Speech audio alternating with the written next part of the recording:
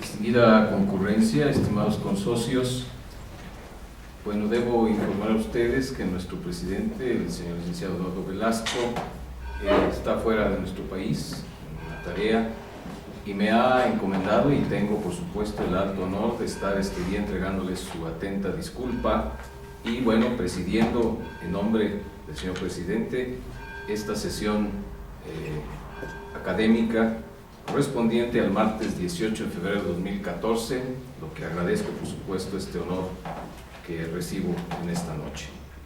Y bueno, el día de hoy va a estar con nosotros, como ustedes lo ven a mi izquierda, un académico de excepción, un investigador de altos vuelos, diría yo, un hombre que enseguida nuestro secretario, le voy a entregar el micrófono, hará la presentación formal de nuestro programa, el maestro Arturo Curiel.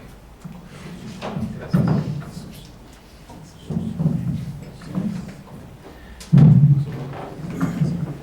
Señoras y señores, muy buenas noches, bienvenidos a esta solemne sesión académica.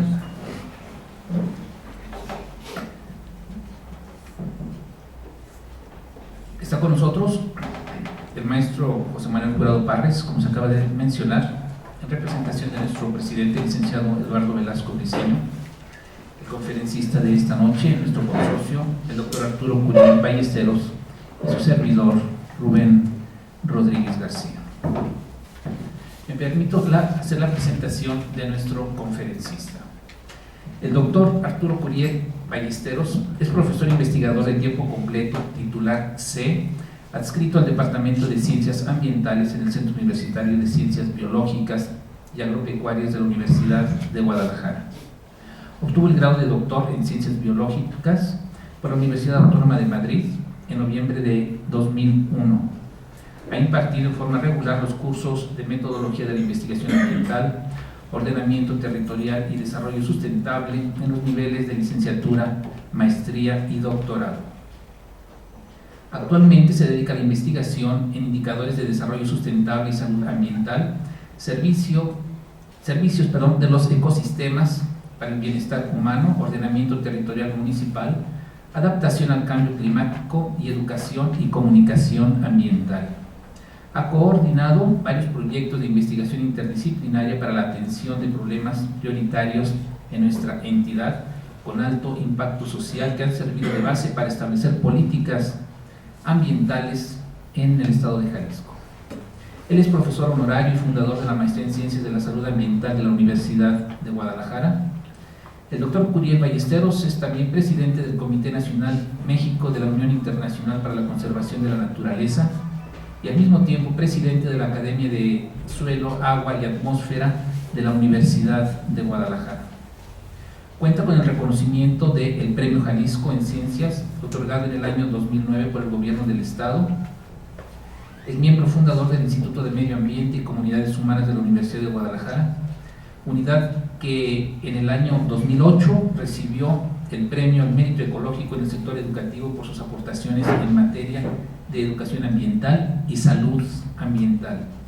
Es socio de esta Benemérita Sociedad de Geografía y Estadística de Jalisco, del Sistema Nacional de Investigadores en el área de prospectiva, disciplina Desarrollo Sustentable. Cuenta con 77 publicaciones sobre temas ambientales publicados en varios países como Canadá, Chile, Costa Rica, Estados Unidos, España. Algunos de sus escritos se han traducido a varios idiomas. Y recibamos con un aplauso al doctor Curiel Ballesteros.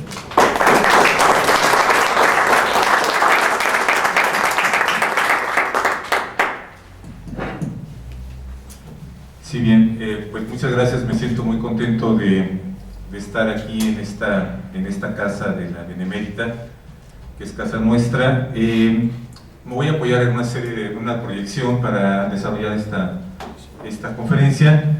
Y estaríamos, estaríamos hablando de lo que viene a ser un tema donde mucha gente en el mundo está desarrollando trabajos de investigación, que es el tema del cambio climático y particularmente el tema de adaptación al cambio climático.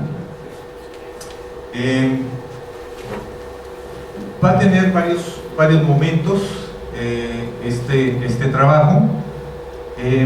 Quisiera decir que parte de esto es del Plan Estatal de Acción ante el Cambio Climático. Es un programa que fue financiado por CONACYT y que este día precisamente terminó este proyecto de 2 años de trabajo. Cuando vamos a hablar de cambio climático, es muy importante reconocer el tamaño de la amenaza de la que estamos hablando. Es decir, cuando uno va a hacer un trabajo de investigación, lo primero que tiene que hacer el investigador es problematizar eso que va a estudiar. Y en este caso tenemos que problematizar lo que es el cambio climático. Por supuesto que hay una gran cantidad de información en la actualidad circulando, pero siempre a mí me gusta presentar este video. Quiero antes de echarlo a andar, es un video de medio minuto. Este es un trabajo que hizo la NASA, tomando en cuenta todas las estaciones meteorológicas que hay en el mundo, y que la primera imagen que tenemos va a ser 1884, y eso tiene que ver con anomalías del clima. Donde ustedes vean el color azul es de que en ese momento o en ese año hubo una condición de frescura, y donde van a ver ustedes esos colores cálidos quiere decir que hay una condición de una anomalía en términos de incremento de la temperatura. Entonces vamos a correr este video. Entonces ahí estamos, iniciamos 1900, 1910, 1920, 1930, 1940, 1950, 1960, 1970, 1980, 1990, 2000 y 2000, como estamos ahora en este inicio de esta segunda década. Es decir, estamos hablando de un problema que es global, y un problema en donde tenemos esta condición, es decir, estamos hablando de un problema de grandes dimensiones. La otra gráfica que a mí me gusta presentar es esta. Estos son los desastres acumulados en términos de vidas humanas que se han perdido en los últimos 110 años en el mundo, considerando diferentes tipos, vamos a decir, de desastres que se han presentado dentro del planeta. Algunos le llaman desastres naturales, otros dicen que no hay desastres naturales. Pero bueno, aquí lo importante es de que podemos ver la cantidad de muertes que se han tenido por diferentes problemas, por ejemplo la sequía, las inundaciones, epidemias. Estos tres se están intensificando con cambio climático, pero aún así la mayor cantidad de muertes, los eventos máximos no son recientes. El único que es reciente, que llama mucho la atención, es de olas de calor, porque el 80% de todas las muertes por calor que se han tenido en los últimos 110 años han sido de 2003 para acá. Entonces vamos, ese es el desastre nuevo que nos estamos enfrentando dentro del planeta. Entonces es un punto importante. ¿Qué papel juega Jalisco en este contexto mundial? Pues Jalisco, de repente, si tenemos imágenes fijas, podemos ver que Jalisco, sobre todo la región de los Altos, de repente ha sido una de las que se ha calentado más en la parte del planeta, ¿no? O sea, aquí está la imagen de agosto de 2009 y podemos ver que aquí hubo la anomalía de aumento de temperatura. Este es septiembre del 2011, de igual manera vemos que la anomalía de incremento de calor en el planeta, pues aquí se ve que es Jalisco en parte, toda la parte norte y parte de Norteamérica. Esa es la parte de la anomalía. Pero donde fue el peor suceso que hemos tenido historia fue en junio de 2005.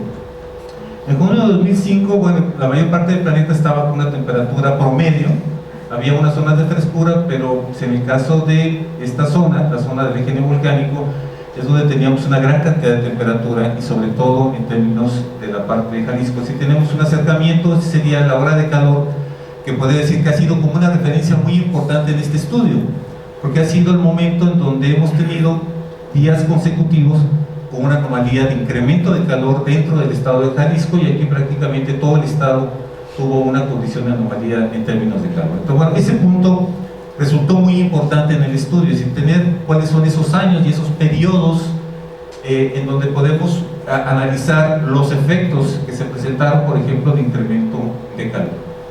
Esto del calor es importante porque eso es lo que podemos ligar más, de manera más directa, con cambio climático. Es decir, el calentamiento del planeta es un hecho y es muy importante porque la temperatura, al final de cuentas, tiene que ver con toda la existencia y con toda la vida. Al final de cuentas, la vida es una serie de reacciones químicas y la temperatura regula mucho de esas reacciones químicas y a veces no tenemos una claridad del impacto que puede tener. Entonces, esta es la parte inicial de esta presentación. Es decir, el problema que estamos hablando es un problema global que no nos habíamos enfrentado antes, pero aparte es un problema que está presente en Jalisco y que tiene múltiples expresiones en términos de efectos. Entonces, podemos decir que en esta parte la conclusión que tenemos es: en Jalisco la amenaza de incremento del calor se considera que es bastante probable. Es decir, en las categorías, son 5 categorías de alta probabilidad. Jalisco está en la 4ª categoría, muy cercana ya a la máxima, en términos de la amenaza que puede representar el calor. Bueno, mi presentación la voy a dividir en esas tres partes. ¿Cuál es la vulnerabilidad de los jaliscienses al cambio climático? ¿Cuáles serían las regiones vulnerables en Jalisco ante eso? ¿Y cuáles serían las estrategias que tendríamos que implementar ante ello? Con respecto a la primera, la vulnerabilidad de los jaliscienses al cambio climático, nosotros hemos analizado desde múltiples perspectivas. Lo que quisiera compartir con ustedes esta noche es una de ellas, que es partiendo del hecho que ser vulnerable a veces es no tener una idea clara de la amenaza en la que estamos presentes. Entonces hicimos varias entrevistas para tratar de identificar la percepción de los jaliscienses ante este problema de cambio climático.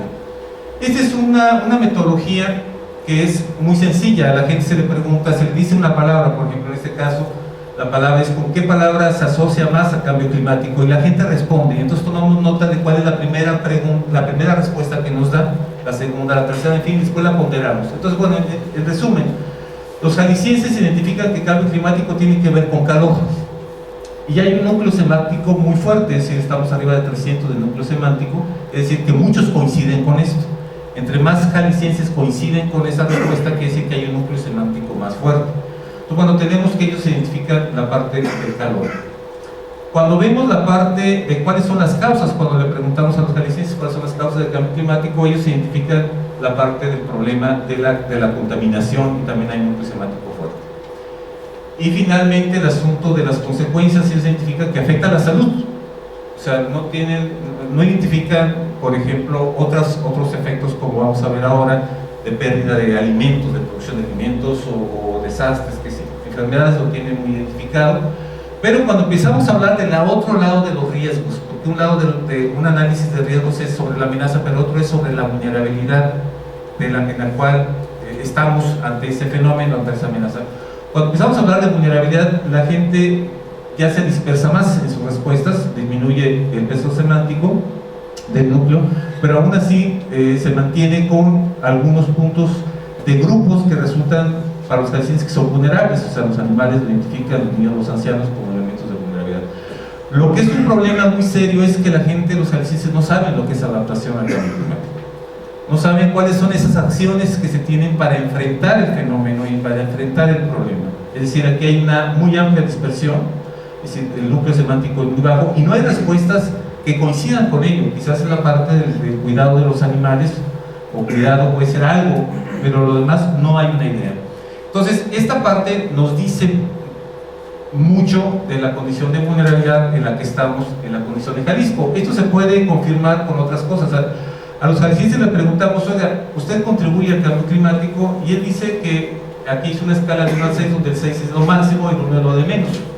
Entonces el jalisciense piensa, bueno, cuando responde la persona, dice que él es el que menos contribuye a la condición de cambio climático. ¿Quiénes son los que contribuyen más?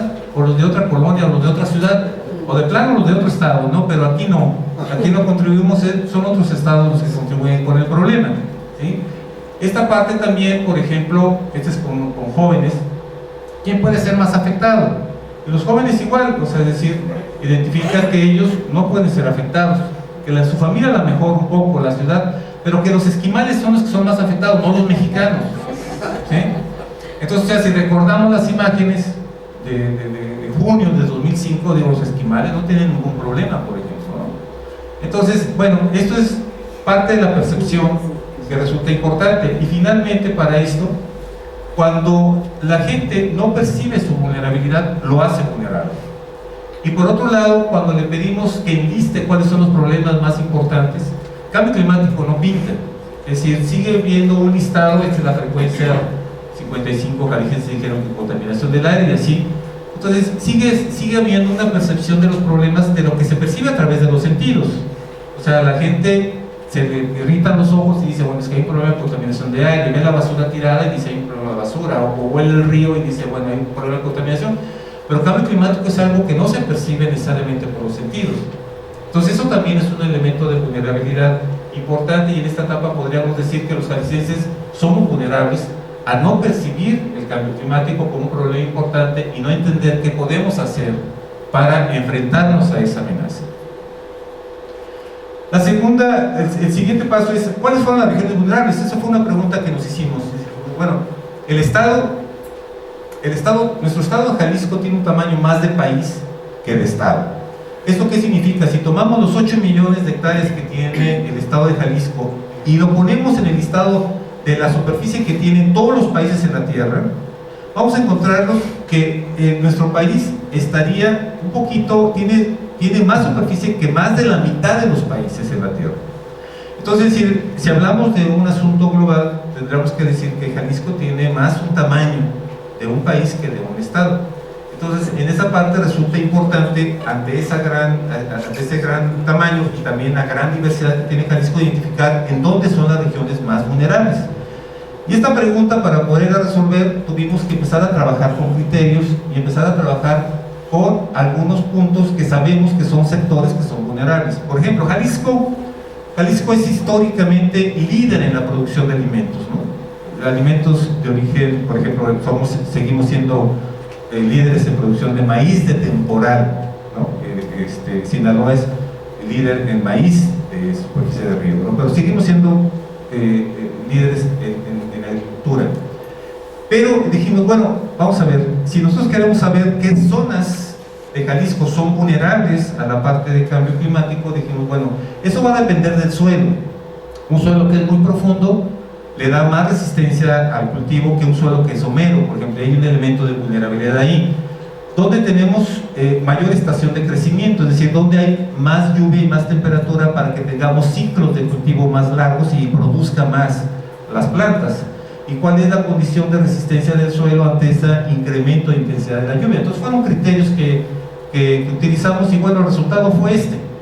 Nos encontramos que la región de los Altos Norte, es la región más vulnerable a la parte de cambio climático, y las afectaciones que estamos teniendo. Por ejemplo, ahorita Lagos de Moreno es un municipio productor importante de maíz, pero ese se va a colapsar al final de cuentas con cambio climático si es que no implementamos acciones de adaptación. Y luego pasamos a la parte pecuaria, es decir, ahí hablamos, las vacas, las reses, son los seres vivos más grandes que tenemos en el estado, ¿no? Si estamos hablando de animales que pesan 700 kilos, pero aparte son animales que son muy vulnerables al calor, sobre todo el ganado lechero, porque cada vez que se le saca leche a la vaca, pues la vaca se deshidrata, entonces el incremento de temperatura le puede afectar más, y la falta de agua le va a afectar más, porque necesita compensar una gran cantidad de agua. Es de los animales que consumen más cantidad de agua de los que tenemos aquí en el estado. Entonces, bueno, identificamos cuál es la demanda que tiene el ganado y cuál es la oferta de agua que tenemos en las diferentes regiones de Jalisco. Y también esto que les afecta mucho, bueno, realmente les afecta a todos los mamíferos. Es decir, cuando la temperatura sube, pero también la temperatura aparte tiene que ver con un incremento de humedad, ese es cuando el impacto del calor es mayor, o sea, cuando hay alta temperatura y hay alta humedad. Entonces, bueno, la relación temperatura-humedad es un índice muy importante. ¿Qué fue lo que pasó dentro del resultado de Jalisco? Bueno, aquí primero dijimos, bueno, ¿cuánta agua hay disponible en Jalisco? Entonces agarramos cada una de las subcuencas que hay dentro del estado, y entonces dijimos, bueno, hay dos tipos de agua en Jalisco. El agua azul, que es el agua que cae de la lluvia, que de repente almacenamos o en presas o en lagos, es decir, que está ahí, que metemos una bomba y la sacamos. Y está también el agua verde, que esa no la podemos sacar nosotros, pero es muy importante para el Estado, es decir, es el agua que también cae de la lluvia pero queda almacenada en el suelo, y que son las raíces de las plantas las que pueden estar tomando esa agua, nosotros no. Entonces dijimos, bueno, a ver, esta es la oferta que hay de agua, pero ¿cuál es la demanda que hay de agua? Entonces nos dimos cuenta, esta es las subcuencas y su demanda, por ejemplo, de las áreas agrícolas. Vemos que la región costa está siendo cada vez más demandante de agua para la parte de la actividad agrícola. La parte pecuaria, que es la que estamos analizando, Altos de Jalisco de nueva cuenta es la más demandante, ¿no? Porque es donde está la mayor cantidad de ganado lechero. La cuenca lechera está aquí, hay una gran demanda de agua.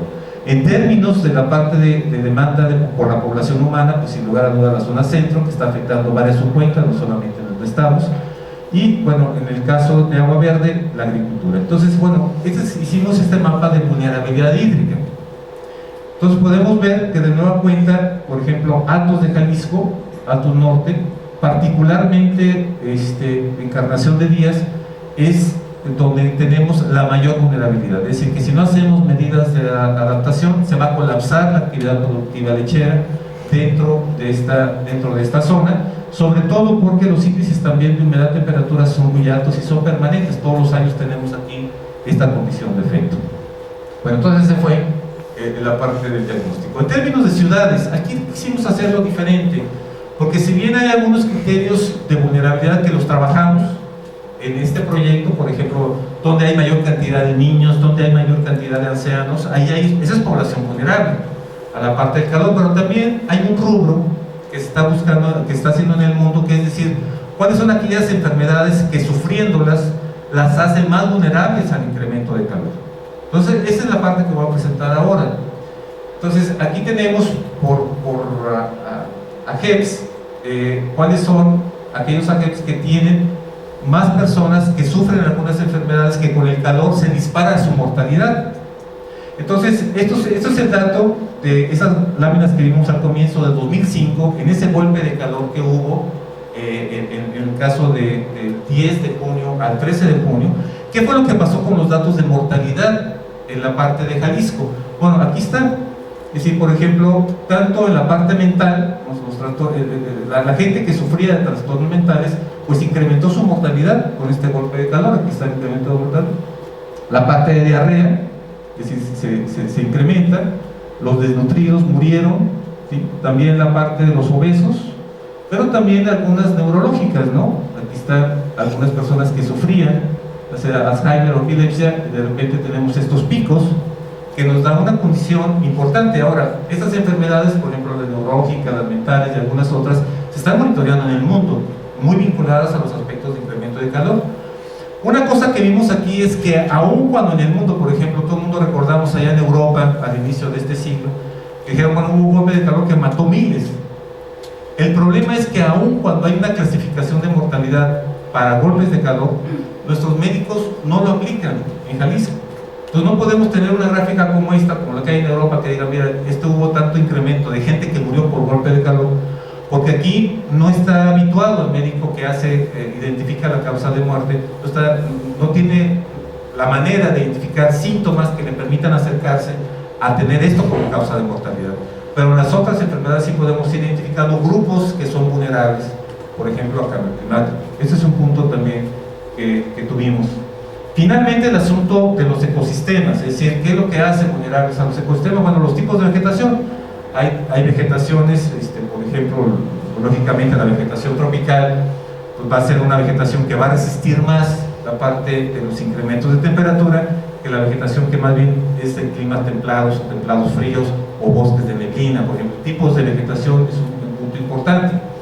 Pero también donde hay las fronteras de los tipos de vegetación, es decir, lo que le llaman biodiversidad beta, donde tenemos zonas donde, por ejemplo, Zapopan, ¿no? Uno se va a la parte de la barranca y ve ahí la misma selva que vemos en la costa, pero uno sube a las montañas y ve los bosques de encino y luego ve los bosques de pino. O sea, tiene una zona muy pequeña y diferentes tipos de vegetación, y eso también lo hace vulnerable. La fragmentación de los corredores y los hábitats, y la parte, de repente ya un indicador que hay una pérdida de ese vigor del ecosistema, pues es la presencia de la vegetación secundaria. ¿Qué pasó en esto? Bueno, aquí lo tenemos, es dónde está la vegetación más vulnerable, y vemos que pues Jalisco tiene vegetación vulnerable en todos lados, ¿sí? O sea, no está delimitada en algún área en particular, y eso es un elemento importante. Ya cuando agregamos todos los indicadores encontramos esto, es decir, de que realmente toda esta zona, Altos Sur, Altos Norte, el norte, la parte del sur, la parte del sureste, parte de la costa, ahí tenemos elementos de mayor vulnerabilidad, es decir, donde tenemos que empezar a estar monitoreando la salud de la vegetación.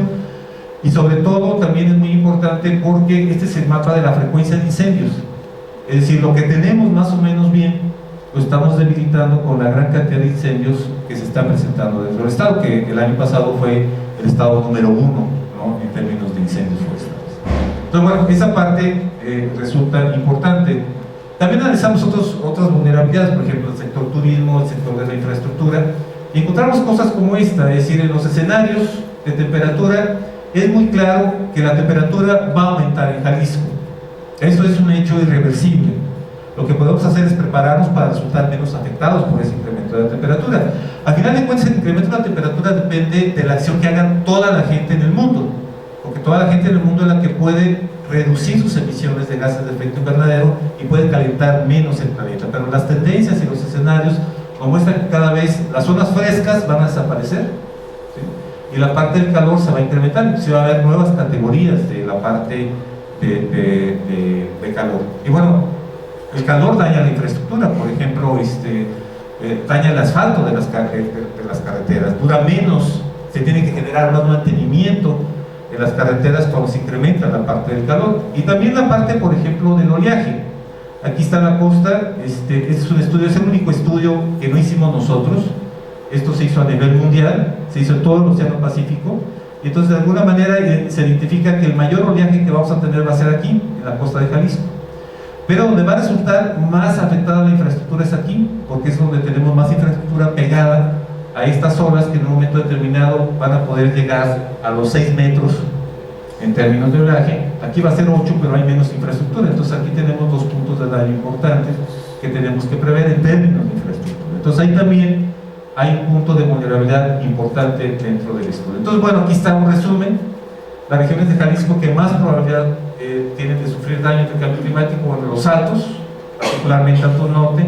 Ese es un daño de economía, va a ser un daño de la economía porque la producción agropecuaria, la producción primaria, va a resultar seriamente afectada si no implementamos acciones de adaptación, por la parte de cada vez menos agua dentro de la zona y más demanda de agua. Porque a la hora que les da calor a los animales, pues toman más agua, igual que nosotros, ¿no? Nos da más calor, tomamos más agua, ¿sí? En el centro el problema es de salud, y en términos de asentamientos humanos, esa es la parte, puede haber un colapso en términos de algunos sectores de la población vulnerables que pueden tener problemas de una afectación mayor de salud.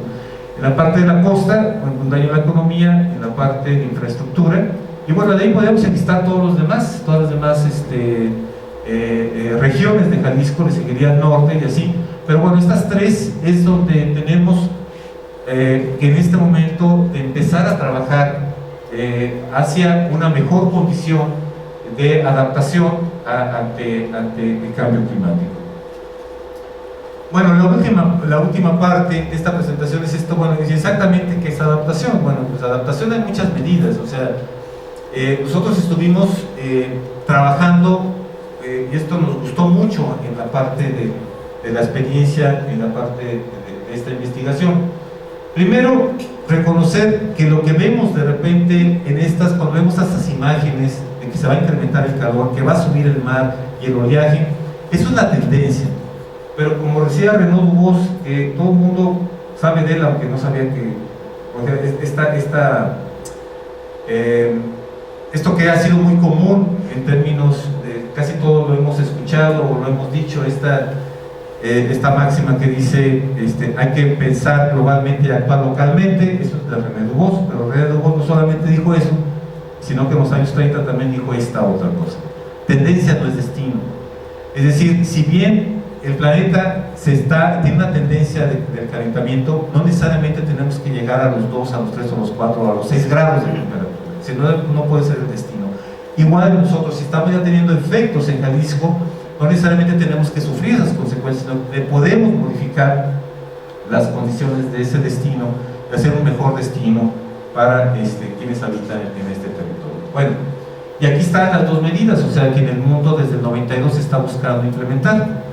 Las medidas, por un lado, de mitigación, que es qué tenemos que hacer para reducir las emisiones de gases de efecto invernadero hacia la atmósfera, ¿sí? Es una labor de todos los seres humanos en esta generación.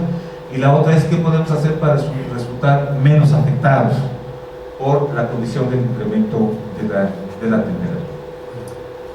Bueno, hicimos para cada uno, para la agricultura, para la ganadería, para los asentamientos humanos, para el turismo, para la infraestructura, identificamos medidas. O sea, cuáles son las medidas que se pueden dar. Y aquí usamos una metodología que, insisto, nos gustó mucho, porque es una metodología no solamente que se identificaron las acciones por parte, vamos a decir, de los científicos, sino que se hicieron por parte de los jóvenes, por parte de los agricultores, por parte de los ganaderos, de la chona, en fin, cada uno de estos sectores que son los vulnerables, que son los afectados, participaron en identificar medidas y seleccionar las mejores medidas. En ese sentido, por ejemplo, nosotros metimos un criterio que se llama aceptabilidad, es decir, cuáles son aquellas medidas que el agricultor de la chona, que el joven que estudia arquitectura en la zona metropolitana de Guadalajara, que el pescador que está en la costa, cuáles consideran que pueden ser acciones que les brinda, o sea, que se les hace interesante, que pueden estar interesados en implementar. Esto fue un criterio que llamamos criterio de aceptabilidad. Luego vimos el asunto de cuáles son las políticas actualmente que existen en el país o en el mundo o en el estado de Jalisco, por ejemplo, en el Plan Estatal de Desarrollo, que puede vincularse con una acción que puede favorecer la implementación de la medida de adaptación, ¿no? A eso le llamamos viabilidad. Luego también esto que es lo clásico, que se hace, ¿cuánto me cuesta hacer la parte de la obra y cuál es la efectividad de eso? Aquí hay cosas interesantes porque también tuvimos la participación, por ejemplo, de jóvenes creativos, ¿no? Jóvenes que estudiaron, por ejemplo, diseño industrial. Entonces decíamos, a ver, en el caso de la vaca está en los altos, la vaca cada vez sufre estrés calórico, y el estrés calórico se manifiesta, o sea, la primera acción que sufre la vaca es que empieza a perder apetito, o sea, no come, ¿no? Es una parte, después casi no se mueve. Un segundo punto es que después ya las concepciones las abortan, y al final de cuentas va estresándose cada vez más, pues hasta que se muere, ¿no? Y entonces decíamos, bueno, a ver, ¿qué podemos hacer por la vaca? Porque vamos a los terrenos de la chona y las vacas están al rayo del sol, ¿no? Entonces decíamos, bueno, pues lo mejor que hacemos nosotros es, cuando tenemos calor, nos ponemos debajo de la sombra de un árbol. Y también digo, cuando hay un árbol, pues las vacas les da calor y se van debajo de la sombra del árbol, o sea, no hay necesidad de llevarlas, ahí van. Pero cuando no hay sombras, entonces ¿qué podemos hacer? Porque aparte de implementar una sombra, tarda tiempo el beneficio de que crezca el árbol que genere la sombra. Entonces decíamos, bueno, lo que están haciendo en otros países como Australia es hacer sombras artificiales, ¿no? Entonces van poniendo sombras artificiales por mantas de determinados materiales de diferentes colores para que la vaca se enfríe, inclusive mientras está pastando.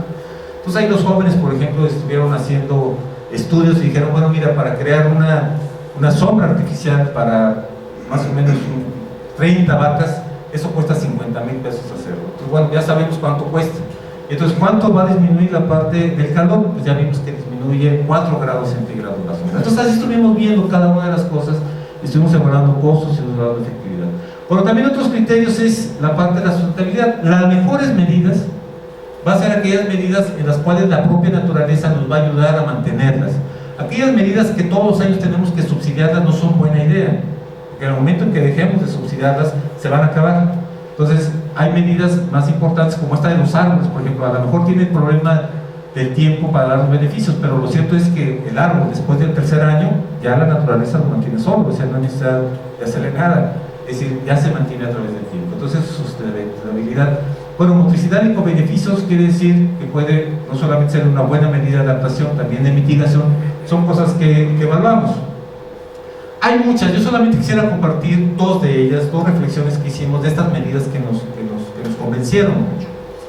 Y permítanme hablar primero de este rubro de las áreas protegidas. Es decir, si necesitamos mantener un vínculo con la naturaleza, tenemos que empezar a redimensionar las áreas protegidas como medidas de adaptación ante el cambio climático y ante el incremento de calor. ¿Por qué razón? Porque ya sabemos que hay hasta 8 grados centígrados entre una zona que es arbolada y una zona que no es arbolada. Entonces, lógicamente, cuando tenemos calor y una comunidad tiene un espacio para ir a una zona arbolada, un parque amplio, pues es una buena medida de la parte de la adaptación. Bueno, entonces áreas protegidas, algo que nos llamó la atención es cómo se comporta el calor en la zona metropolitana de Guadalajara. Miren, aquí está ese límite de la zona metropolitana de Guadalajara, este que tenemos aquí, y esta es la temperatura.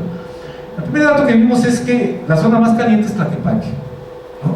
Es decir, de repente ahí, entonces decíamos, ¿por qué se calienta más Tlaquepaque? Y por ejemplo, este lado de Zapopan dice que se calienta menos. Entonces dijimos, bueno, tendrá que ver algo el bosque de la primavera para que sea esto, y tendrá que ver que Tlaquepaque aquí en esta sección destruyó todos sus ecosistemas. Dijimos, bueno, a ver, eso puede ser una idea, pero tenemos que comprobarla.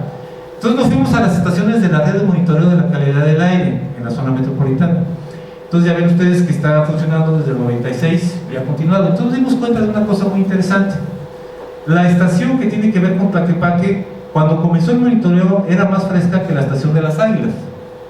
Pero a lo largo del tiempo, la de Tlaquepaque, miren, empezó a incrementarse y ahora se incrementó más de 2 grados centígrados la temperatura promedio. Entonces ahora pues es más cálida que esta. Y esta nos llamó la atención porque se ha mantenido. Y esta es la estación más cercana al bosque de la primavera. Entonces dijimos, bueno, hay que quedarnos con la duda. Entonces empezamos a hablar con compañeros que tenemos en la Universidad Nacional Autónoma de México y dijimos, bueno, a ver, vamos a correr un modelo para ver si realmente la primavera está teniendo un efecto amortiguador del calor en esa zona de la ciudad. Entonces lo que hicimos fue, pues aquí está, es decir, Zapopan, Guadalajara, la primavera está aquí. Efectivamente aquí está el mes, este es enero, ese es lo más fresco, estamos hablando de una temperatura que está en este rango, de un muy buen confort. Entonces pues ahí está la mitad de la ciudad, aquí está el límite de la ciudad, pues tiene una frescura muy buena, ¿no? Que es la que está más cerca de la parte de la primavera. Aquí está febrero, aquí está marzo, aquí está abril, aquí está mayo y aquí está junio. Entonces la zona más fresca está aquí, que afecta con frescura a gran parte de la ciudad, porque está más lejano es acá, y aún así el valor crítico de temperatura son 32 grados, después de aquí arriba es cuando empieza a afectarnos en la salud, entonces porque supera la zona termoneutral. Entonces bueno, vimos que efectivamente pues, la primavera está ejerciendo una acción pues, muy importante de amortiguador en términos de que es un problema global, el calentamiento. O sea, quienes habitan el poniente de la ciudad están siendo beneficiados directamente por la condición de esta área protegida. Y después también la confirmamos con el incendio, ¿no? Que es una cosa que también sucedió mientras desarrollábamos el estudio. Esto ya lo he dicho, pero creo que es oportuno también volverlo a decir. Este es el incendio del 2012, ¿no? Es decir, la primavera funciona como amortiguador. Cuando pasa el viento se carga de frescura y pasa a la zona metropolitana y la carga de frescura. Pero cuando la quemamos se queda una mancha negra y aquí se calienta, o sea, genera calor. O sea, en lugar de la frescura genera calor, entonces pasa el viento, agarra calor y nos lleva el calor acá. Y efectivamente cuando fue esto tuvimos más de 20 días con temperatura extrema dentro de la ciudad, ¿no? Entonces bueno, ahí está esa parte. Entonces resulta muy importante redimensionar, por ejemplo, áreas protegidas como esta que está cerca de nuestra ciudad, porque este es un aliado muy importante, diría yo insustituible, ante estos escenarios que tenemos de cambio climático. La otra este es el mapa de nueva cuenta de la producción de alimentos, ¿sí? La zona de producción de alimentos. Decíamos, la zona más afectada que tenemos es la parte de los altos, pero ven ustedes, la zona menos afectada es esta. O sea, esta zona es de alto rendimiento y tiene la capacidad de los próximos 60 años seguir produciendo buenas cantidades de maíz, buenas cantidades de alimento. El problema es que Zapopan y Tlajomulco. Entonces la expansión de la ciudad está consumiendo esas áreas que son las mejores áreas para la producción de alimentos en Jalisco ante los escenarios de cambio climático. O sea que debería de haber otro criterio de áreas protegidas. Es decir, deberíamos de empezar a proteger nuestras áreas productoras de alimentos para tener una buena condición, o sea, espacios protegidos como una medida de adaptación al cambio climático.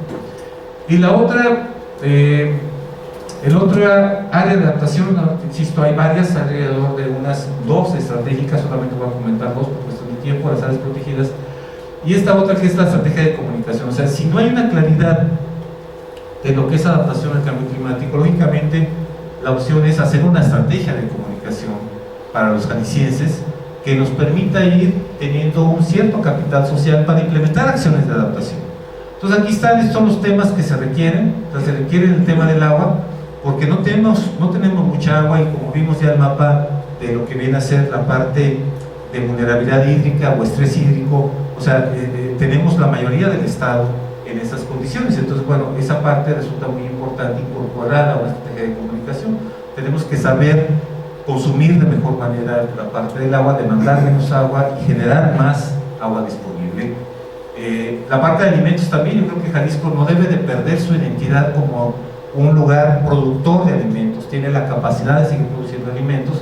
Entonces tenemos que buscar mecanismos para que este sea un tema importante. Nuestras ciudades deben de gozar de mejor bienestar, nuestros ecosistemas tienen que mantenerse, y sobre todo la parte de salud. Esos son los temas que cada uno de estos tiene su estrategia para poderse implementar. Parte de eso son los objetivos, o sea, ¿cuáles son los objetivos? Y cuando hablamos de la parte de comunicación, aquí hay un gran reto, porque regularmente cuando hablamos de comunicación o educación, de repente a veces la gente dice, bueno, pues sí, eduquen a los niños y se acabó, pasemos a otro tema. Pero en este caso no es suficiente, o sea, es decir, no vamos a ganar la batalla si lo hacemos así. Si bien es cierto, por ejemplo, que es muy importante aumentar el acceso a la información, la sensibilización, modificar comportamientos y desarrollar capacidades, esto para todos, inclusive decía para los médicos, para que se pueda identificar los golpes de calor, por ejemplo, como causa de muerte, ¿no? O sea, es decir, esto es importante, pero también es importante incorporar a la estrategia de comunicación, vamos a decir, la otra parte de la moneda, es decir, de alguna manera tenemos que entrar a la parte de, en esta estrategia de comunicación, empezar a dar la voz y empezar a escuchar a los grupos que son vulnerables. Es decir, hay gente que la está pasando mal por estos incrementos de temperatura o intensidad de la sequía, o la parte del incremento de intensidad de la lluvia. Eso hay que escucharlos, hay que darles voz a ellos, porque son elementos muy importantes en esta estrategia. Hay que construir redes sociales, no solamente redes para la comunicación, sino redes para ir generando realmente comunidades de aprendizaje. Y sobre todo, estas dos últimas me parece que son fundamentales para Jalisco, que pueden ser la diferencia entre adaptarnos o no adaptarnos. Una es crear evidencia base, es decir, tenemos que estar observando continuamente al Estado, estar observando todas estas manifestaciones que se encuentran cuando se incrementa la temperatura, cuando tenemos condiciones más extremas en términos climáticos. Eso es muy importante. Y la otra parte es un cambio de política en el uso del territorio, ¿no? Es decir, los grandes retos que tenemos, las grandes paradojas que nos hemos encontrado en este estudio, es que lo mejor que tenemos, los mejores aliados, es lo que estamos presionando más dentro de la parte del territorio, y eso es muy importante revertirlo y hacer un cambio de política en ello. Bueno, es esta parte. Yo terminaría con esto, que hay algunos compañeros de Colombia, Gustavo Huichichaos es uno de ellos, es que generó la parte de la red y toda esta idea mundial de decir que los desastres no son naturales. Él tiene una manera de identificar la parte de la vulnerabilidad, y él dice, bueno, en el momento en que la demanda es mayor que la oferta, nos hace vulnerables. Y eso lo vimos, por ejemplo, en el caso del agua. En el caso de que la demanda del agua es mayor que la oferta, ya hay una vulnerabilidad. Pero también en el caso de conocimientos también eso puede ser. Es decir, el cambio climático está demandando al mundo mejores conocimientos, mejores acciones públicas y privadas, y mejor revalorización de lo que estamos haciendo en este planeta. Tenemos que preguntarnos cuál es la oferta que estamos teniendo para saber si somos vulnerables o no. Pero esta es la vulnerabilidad humana más importante a resolver en este tema de cambio climático. Yo aquí terminaría esta presentación y muchas gracias por su atención.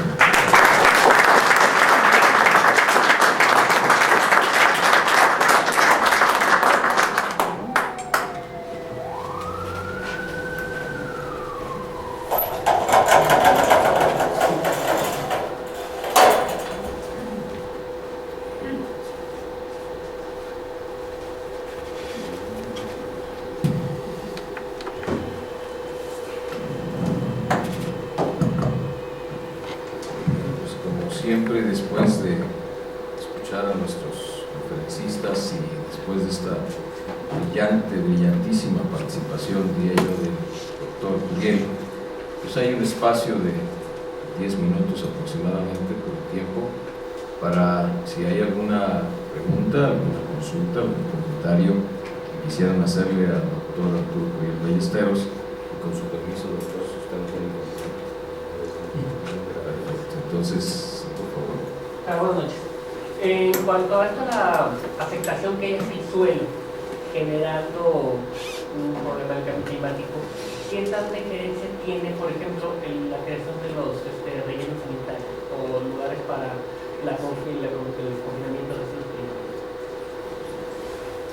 Sí, bueno, los compañeros de la Universidad Autónoma de Guadalajara fueron los que se encargaron de la otra parte del estudio, que es la parte de mitigación. Ellos generaron la parte de cuáles son las emisiones más importantes que tiene Jalisco, que contribuyen al cambio climático. Ahí tuvimos de repente una discusión, porque en la estricta metodología del IPCC, que es la que manejaron los compañeros, él habla que se tienen que evaluar las fuentes emisoras que hay en el estado, y yo les decía, pero es que la mayor cantidad de gases de efecto invernadero que generamos es por el consumo eléctrico, pero la mayor cantidad de esas emisiones las tenemos en Colima con la termoeléctrica, que está en Manzanillo, y no la tenemos aquí. Entonces deberíamos de considerar el termoeléctrico. Pero bueno, yéndonos a su pregunta, en el caso de los rellenos sanitarios, o de la parte de la generación de la basura, la descomposición de la basura de los rellenos sanitarios, es importante en términos de lo que viene a ser las emisiones de metano hacia la parte de la atmósfera. En Jalisco son importantes, no están en los primeros 3 lugares, pero son importantes como tal, es decir, hay una acción de mitigación importante en el sentido de reducir el consumo y producir menos residuos, que al final de cuentas es lo que cuenta. O sea, no solamente lo que cuenta es que lleguen al relleno, en cambio climático lo que cuenta es tener menos desperdicios que lleguen al relleno. Entonces sí, es una de las acciones, aunque no está en los primeros 3. ¿Alguna otra pregunta? Sí, señor. Hola, ¿qué tal? Buenas noches, soy Gerardo Ramírez. Bueno, pues, ¿cuál sería el panorama que se va a reflejar en los Altos de Jalisco ahora con la presa del Zapotillo? No, lo que pasa es que ahí sí no me va a alcanzar el tiempo para responder. Lo que pasa es, déjeme decirle, lo que pasa es que tiene muchos enfoques y muchas valoraciones. En muchos lugares, muchos países han dicho, bueno, las presas es una medida de adaptación, ¿no? Porque ahora son porque almacenan agua y lo que necesitamos es más agua, ¿sí? Entonces, pero no podemos hacer ese análisis general en este lugar particular, porque este lugar particular habría primero que buscar hacer una reflexión alrededor de lo que tiene que ver con el asunto de a qué costo se está haciendo eso, ¿no? Entonces, cuando hablamos de costo-efectividad, entonces ahí es donde el análisis empieza a modificar como tal. Entonces, es un asunto que no tiene una sola respuesta. Los Altos, aquí la pregunta sería, ¿los Altos requieren más agua o requieren otro sistema productivo? Y déjeme dar un ejemplo. En muchos lugares se dice, ok, con el calor cada vez va a haber menos producción, ¿no? Las regiones que son vulnerables. ¿Qué podemos hacer? Bueno, lo primero que a veces uno lo que busca en muchos países, y lo que puede ser una buena idea para Jalisco, quizás más que la presa, es decir, bueno, si va a haber menos rendimiento, vamos dándole más valor al producto. Entonces ahí entra, dentro de la propiedad intelectual, está el rubro que se llama indicaciones geográficas. Entonces, por ejemplo, nosotros decíamos, a ver qué pasa, el ejemplo más claro puede ser el maíz que se produce en Tepatitlán, ¿no? Entonces, si lo dejamos a la tendencia, cada vez va a haber menos producción de maíz, porque cada vez el temporal va a haber va a ser más errático la parte de agua con necesidad y lo demás. Entonces, los productores a lo mejor, en lugar de producir 8 toneladas, a lo mejor van a bajar a producir 6.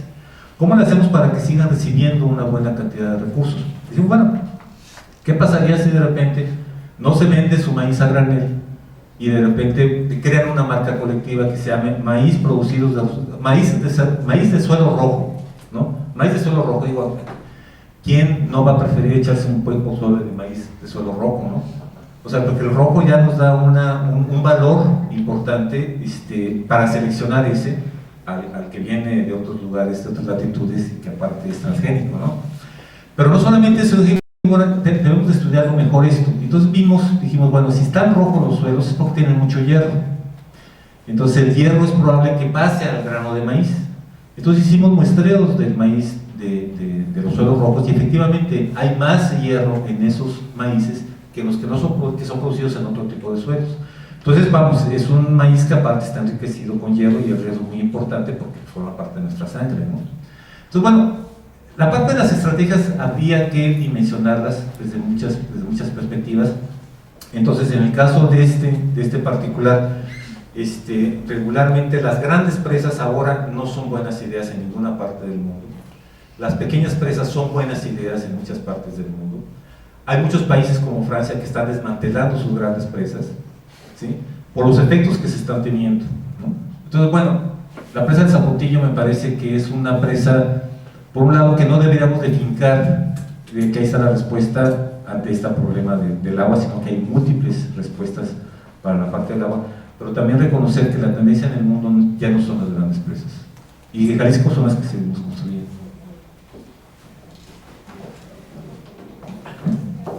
¿Alguna otra pregunta? Bien, vamos a pasar entonces a la entrega de reconocimiento a nuestro ponente. El maestro Jurado Parres, nuestro vicepresidente, hará entrega de este reconocimiento al doctor Curiel Ballesteros.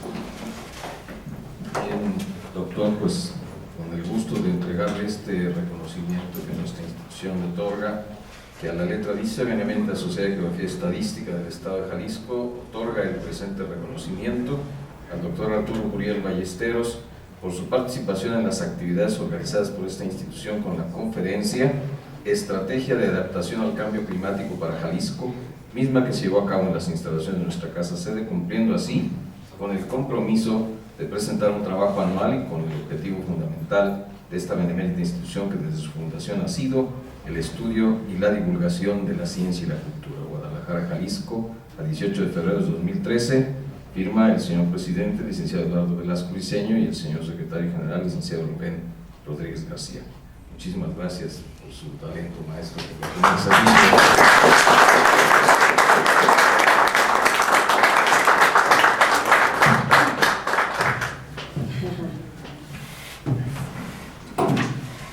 Queremos destacar la presencia del ciudadano Manrique Uriel García Benítez. Él es regidor del Honorable Ayuntamiento de Tonalá y viene en representación del presidente municipal de aquel municipio, el ciudadano Jorge Arana. Bienvenidos. Gracias por acompañarnos. Tenemos dos avisos para ustedes. Pasado mañana, el día jueves, en este mismo salón, a las 20 horas, es nuestro jueves de apreciación musical, con el recital en vivo desde la Plaza Roja de Moscú, con la soprano Ana Netrebko y el barítono Dmitry Borostovsky, con la Orquesta Sinfónica Académica del Estado, el Gran Coro Académico, con la dirección del maestro Constantino Orbelian, con obras de Puccini, Giordano, Tchaikovsky y Giuseppe Verdi, con los comentarios de nuestro vicepresidente, el maestro José Manuel Jurado Parres. Están todos cordialmente invitados. Y dentro de 8 días, el próximo martes, también a las 20 horas, se presentará el trabajo de ingreso de la licenciada Tania Ramón Ramírez, que lleva por título Falsos en el Mercado del Arte.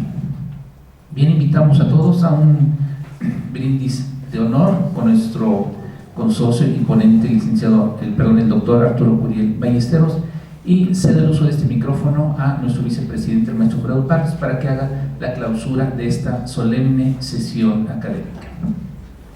Pues, primero, agradecerle al doctor Arturo Curiel su doctor trabajo, como siempre. ¿Te recuerdas, doctor, cuando tú anunciaste, y luego ocurrió, porque también la razón de su ciencia es como lo hacía don Severo Díaz, que les anunciaba el desastre que iba a venir y no le hacíamos caso?